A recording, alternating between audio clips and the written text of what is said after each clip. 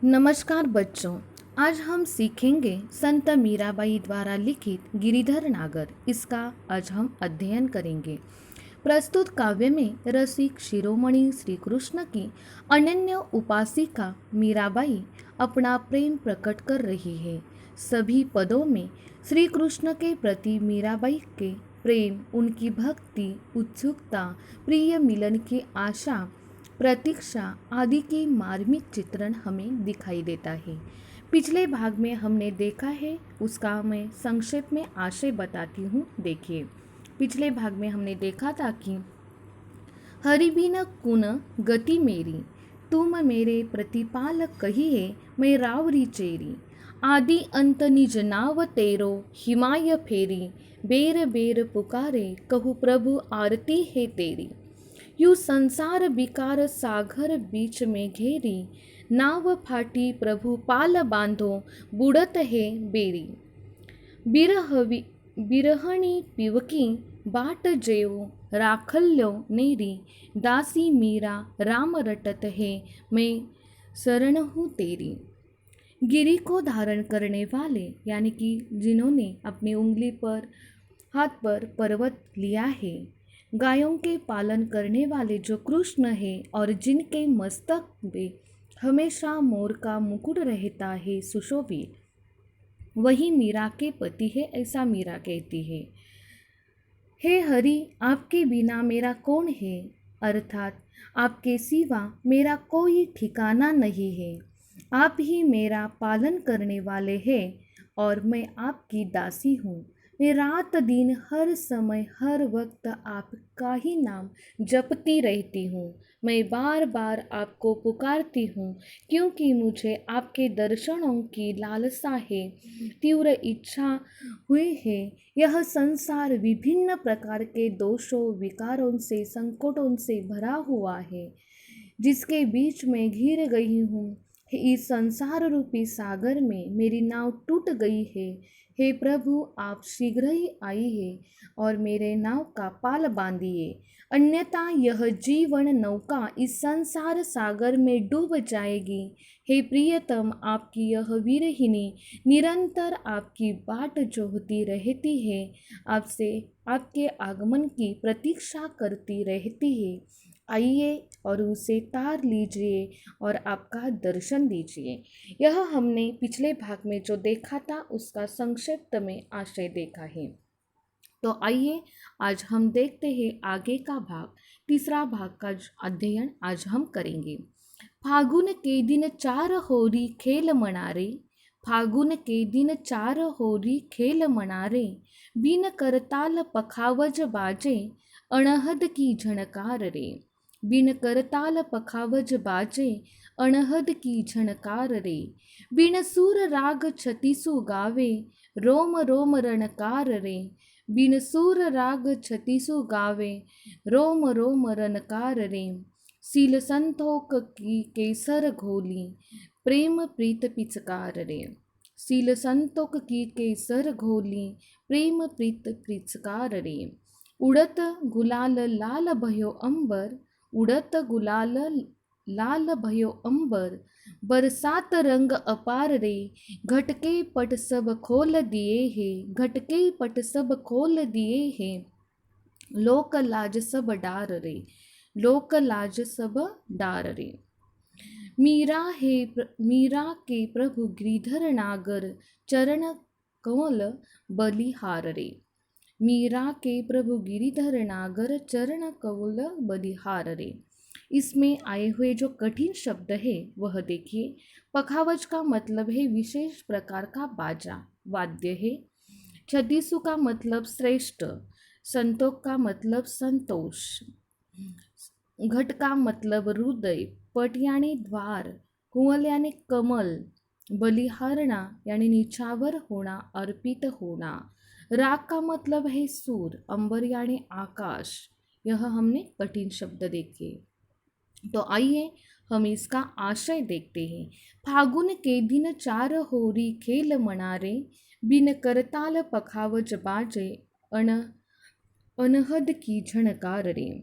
हे मेरे मन, फागुन मास में होली खेलने का समय अति अल्प होता है। फाल्गुन महीना जब होता है तब होली का क्षण आता है और उसी का वर्णन किया है। हे मेरे मन, फागुन मास में होली खेलने का समय जो होता है अति कम होता है, अति अल्प होता है। अतः तू जी भरकर होली खेल। अर्थात मानव जीवन अस्थायी है, वह स्थिर नहीं है। इसीलिए भगवान श्री कृष्ण से पूर्ण रूप से प्रेम कर ले। आगे बघा, आगे देखिए। बिन सूर राग छतीसु गावे, रोम रोम रनकार रे।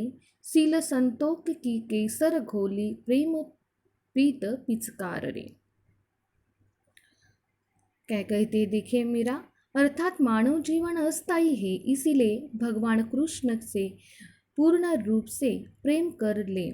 जिस प्रकार होली के उत्सव में नाच आदि का आयोजन होता है, उसी प्रकार कृष्ण प्रेम में मुझे ऐसा प्रतीत होता है मानो करताल पखावज आदि बाजे बज रहे हैं और उनके अनहद नाद का स्वर सुनाई दे रहा है, जिससे मेरा हृदय बीना स्वर और राग के अनेक रागों का आलाप करता रहा है।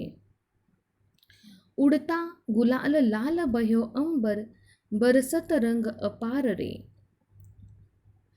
जिसके हृदय में बीड़ा स्वर और राग के अनेक रागों का आलाप करता रहता है, मेरा रोम रोम भगवान कृष्ण के प्रेम के रंग में डूबा रहता है।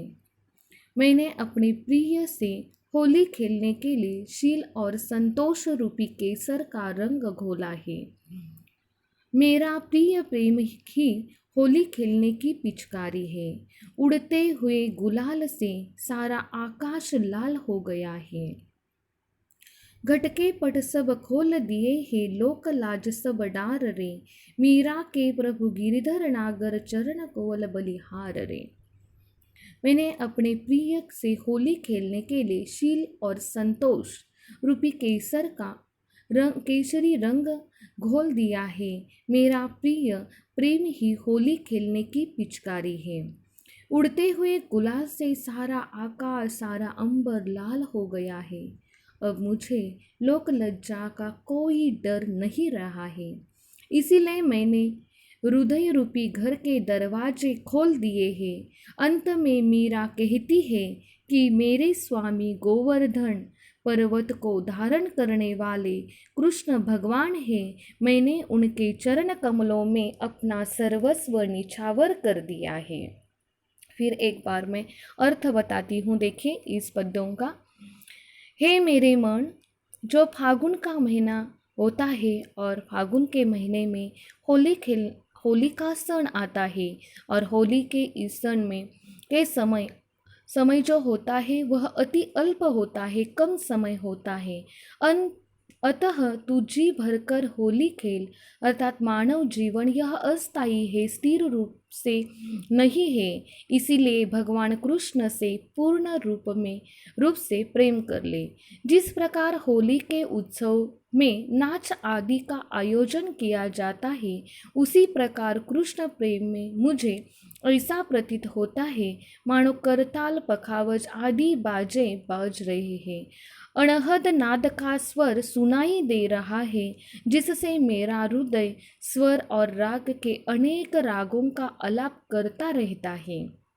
बिन वाद्य के ही मेरा मन डोल रहा है। मेरा रोम रोम भगवान कृष्ण के प्रेम के रंग में डूब रहता है। मैंने अपने प्रिय से होली खेलने के लिए शील और संतोष रूपी केसर का रंग घोला है। मेरा प्रिय प्रेम ही होली खेलने की पिचकारी है। उड़ते हुए गुलाल से सारा आकाश लाल हो गया है। अब मुझे लोक लज्जा का कोई डर नहीं रहा। इसीलिए मैंने हृदय रूपी घर के दरवाजे खोल दिए हैं। अंत में मीरा कहती है कि मेरे स्वामी गोवर्धन पर्वत को धारण करने वाले कृष्ण भगवान है। मैंने उनके चरण कमलों पर अपना सर्वस्व निछावर कर दिया है, अर्पित कर दिया है।